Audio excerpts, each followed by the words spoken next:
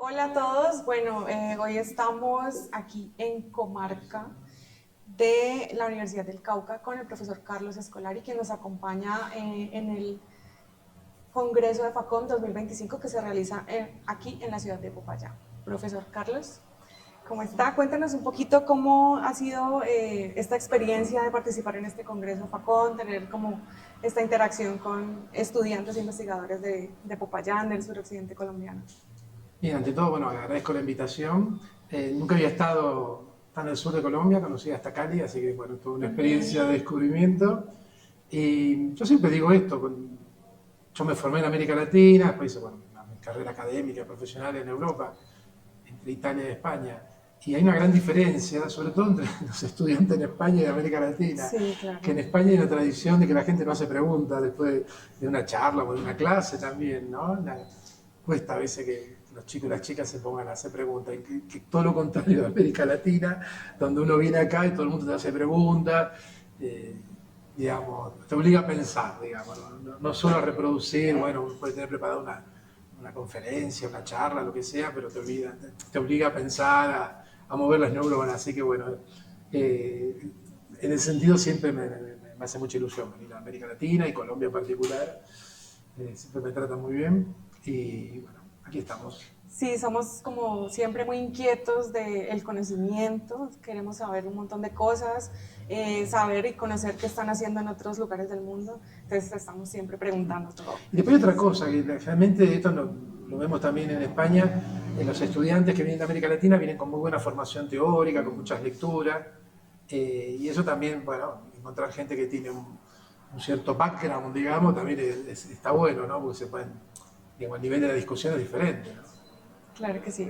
Bueno, hablando de Latinoamérica, ¿usted cómo ve ese panorama de la comunicación digital acá, del periodismo digital, como que, ¿en qué estamos? Bueno, pensar que hay una sola situación de periodismo digital en América Latina es impensable.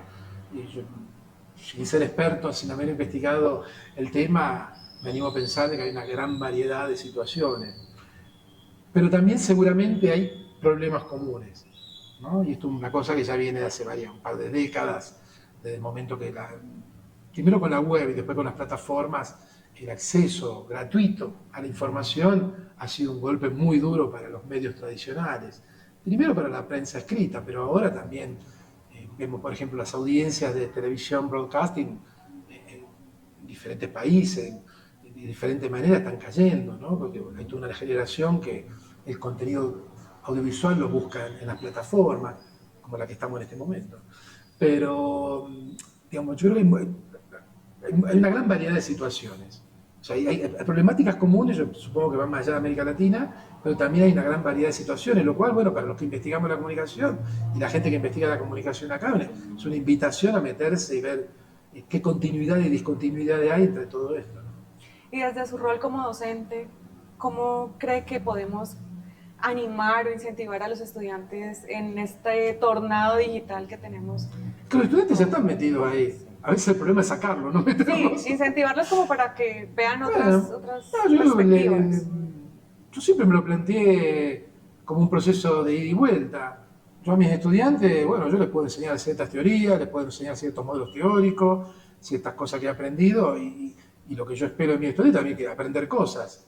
Y yo en los últimos 20 años de mis estudiantes aprendí, por ejemplo, yo les enseñaba cómo analizar un mundo narrativo transmedia y los estudiantes, los grupos de chicos y chicas venían con análisis de películas de mundo narrativo transmedia que yo no tenía ni idea de que existían Sí. y también aprendí mucho de eso.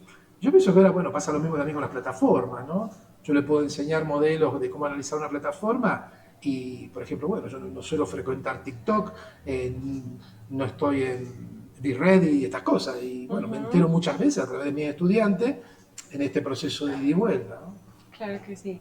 Profe, y teniendo tanto en cuenta como que estamos tan inmersos en el mundo digital, ¿qué papel juegan las redes sociales en la construcción de esta sociedad pues, que estamos construyendo hoy en Latinoamérica con estas nuevas generaciones? Sí, yo sacaría América Latina, es un fenómeno Bueno, en planetario. general sí lo... Cada vez más nuestra vida se construye, se mediatiza en redes sociales. Eh, es un fenómeno de los últimos 20 años, ¿no? Eh, todas nuestras actividades, ¿no? Buscar pareja, buscar trabajo, divorciarse, cambiar de trabajo, aprender, enseñar. Cada vez más todo eso está mediatizado y sobre todo mediatizado por plataformas. Plataformas que son propiedad de ciertas corporaciones que no tienen ningún tipo de problema en explotar datos personales, etcétera, etcétera, etcétera. Esto lo sabemos claro. Pero bueno, dicho esto, tampoco no es que toda nuestra vida pasa en plataformas. Hay aspectos de la vida en plataforma que también. Yo creo que no hubiéramos sobrevivido tan bien a la pandemia si no hubiera habido redes sociales. Total. No hubiéramos podido seguir enseñando, no hubiéramos podido seguir en contacto con nuestra familia, con nuestros amigos. O sea que no es que yo no tengo esta visión apocalíptica que es todo malo. Las redes sociales tienen cosas buenas y después tienen cosas que no funcionan, disfuncionales, generan problemas y eso en parte por la complicidad de las corporaciones que son dueñas de las redes sociales. Yo creo que ahí, bueno, lo que no hacen las empresas deberíamos hacerlo nosotros, que es aprender a... Esto tiene que ver con la alfabetización mediática, ¿no? Aprender a filtrar contenidos, ser menos salvajes. Antes de retuitear algo o difundir algo, pensarlo dos veces, ¿no? Yo creo que también tenemos que hacer un trabajo que lamentablemente las empresas no hacen, dejan que todo siga porque mientras les genere ganancia les va bien. Bueno, muy Y eso hay que interesante. enseñarlo también Sí. a las nuevas generaciones, pero también a veces las nuevas generaciones tienen que enseñar a los adultos cómo usar las redes sociales. Porque a veces de nuestras investigaciones, trabajando con adolescentes, ya de 2014 empezamos con este tipo de proyectos, muchas veces uno encontraba gente muy adolescente que tenía más noción de lo que era publicar una foto en una red social que los padres, las madres. Siempre pasa, ¿no? Eso es como generacional, ese intercambio de conocimientos es importante Sí, sí. hacerlo siempre. Sí, a veces está un poco mitificado eso, porque por un lado se mitifica y dice, no, todos los niños nacen con un chip bajo el brazo, no tienen chip. Aprenden a usar las plataformas, las redes, pero a veces también es cierto que pueden enseñarles a las personas mayores la utilización de eso. Es un filón que no está suficientemente aprovechado, yo creo. Bueno, y ya que conectamos ahí con el paso del tiempo y las generaciones, hablemos un poquito de su nuevo libro sobre la evolución de los medios. ¿Cómo podríamos describir ese ecosistema mediático y cómo ha pasado pues desde el inicio de generación en generación? Sí, un libro, bueno, mi primer artículo sobre evolución de los medios es del 2013. Y así como yo me acerqué a la ecología de los medios, a esta visión más maclujaniana, sistémica de los medios, si uno piensa en términos de ecosistema, de ecología de los medios, es natural que uno empiece a pensar en el cambio, en el tiempo, y ahí es casi natural caer en el concepto de evolución.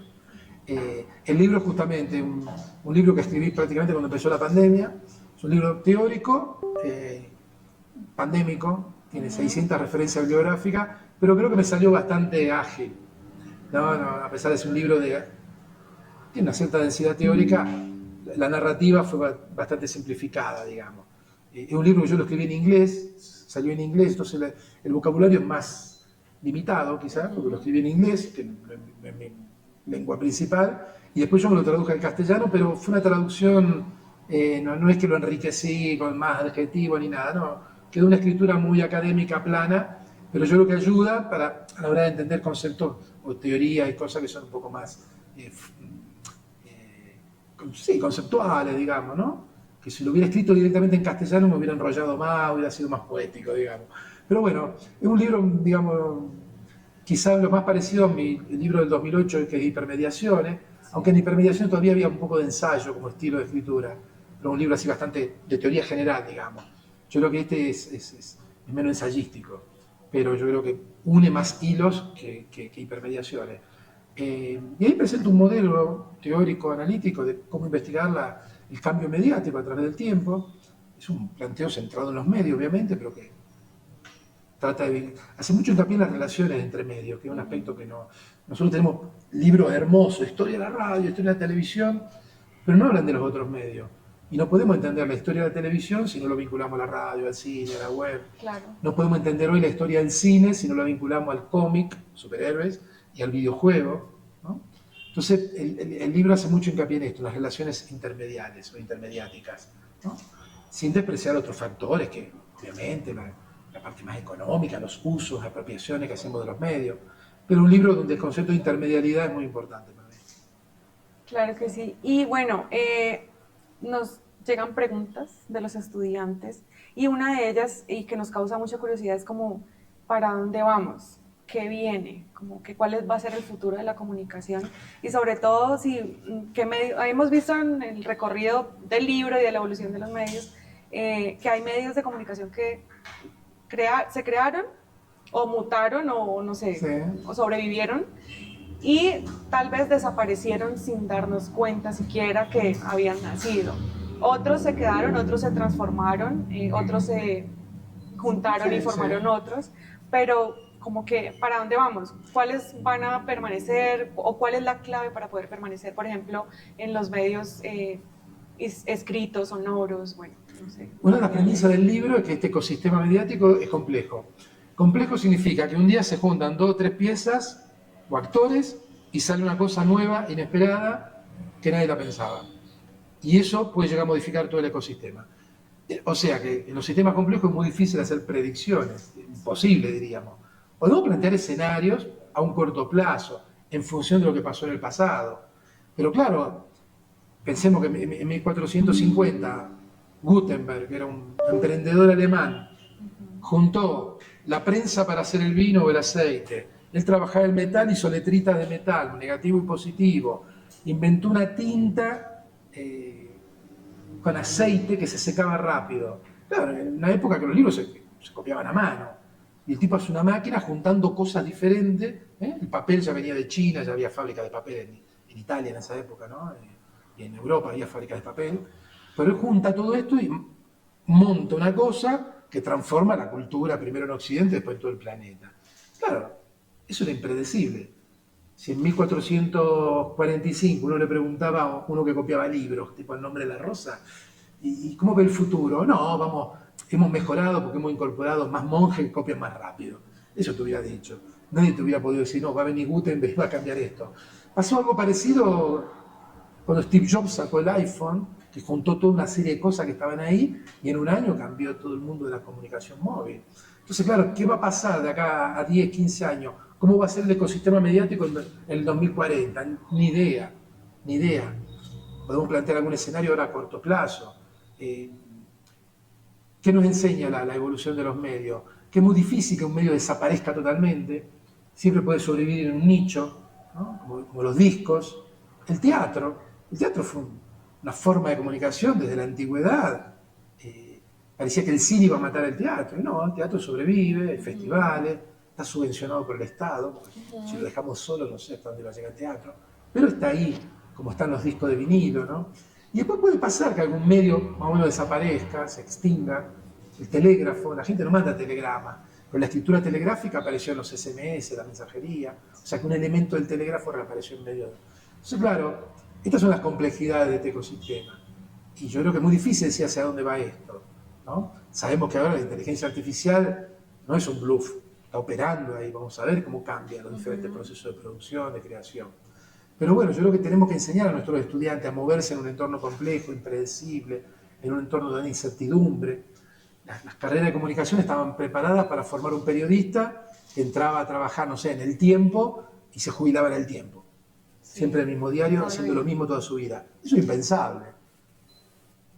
Toda la nueva generación va a cambiar de trabajo muchas veces a lo largo de su vida, va a trabajar en diferentes medios, van a tener que aprender a trabajar en diferentes formas de comunicación, a generar diferentes contenidos. Entonces, preparar a esta generación para ese entorno yo creo que es fundamental.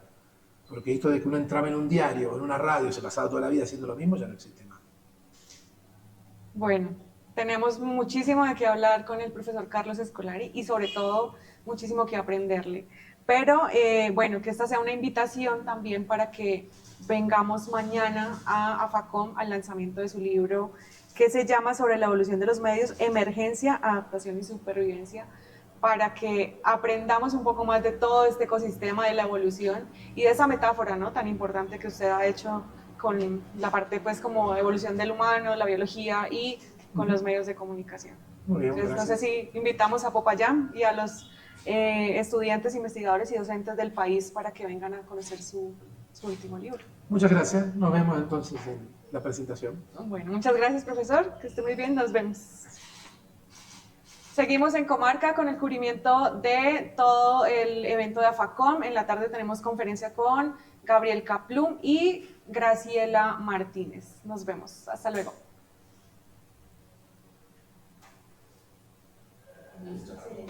Muy bien.